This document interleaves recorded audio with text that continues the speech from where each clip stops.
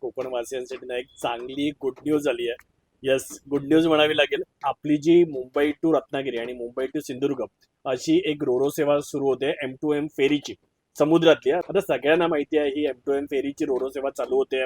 किती वेळात पोहोचणार, म्हणजे सकाळी 6:30 सोडायचा प्लॅन करतायत.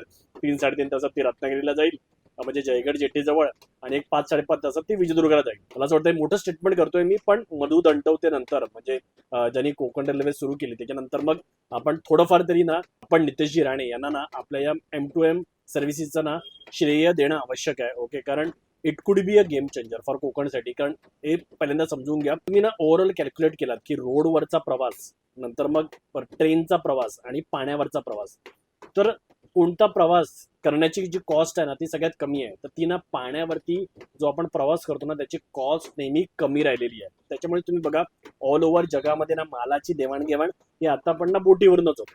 त्याच्यामुळे आता क्वाईट ऑब्व्हियस आहे, जर आपण बोटीवरूनच ओके मुंबईला म्हणजे MMR रिजनला आज मी म्हणतोय, ज्याच्यामध्ये आता मुंबई सबब, त्याच्यामध्ये ठाणे, पालघर आणि रायगड येतं, त्याला कोकणाचा जो तसं म्हटलं तर थोडाफार दुर्लक्षित असा प्रदेश आहे तो म्हणजे रत्नागिरी आणि सिंधुदुर्ग, याला जोडण्याचा हा प्लॅन आहे. सुरुवात तर केलेली आहे M2M फेरीने, आणि होप सो एकच फेरीने अशा 100 फेरी त्या जेटीला लागू दे अशीच माझी ईश्वरचरणी प्रार्थना.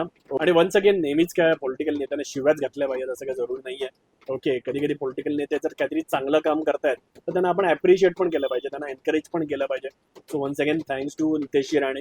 ओके, सो त्यांनी पण एक खूप चांगला प्रयत्न करण्याचा प्रयत्न केलेला आहे. त्यांनी जो प्रयत्न केलाय तर त्यांच्या या प्रयत्नाला यश लाभेल, आणि याच्यातून आपल्या कोकणाची अजून चांगली प्रगती होईल. संपूर्ण व्हिडिओ पाहण्यासाठी प्रगत लोके टॉक्सच्या YouTube चॅनेलला व्हिजिट करा.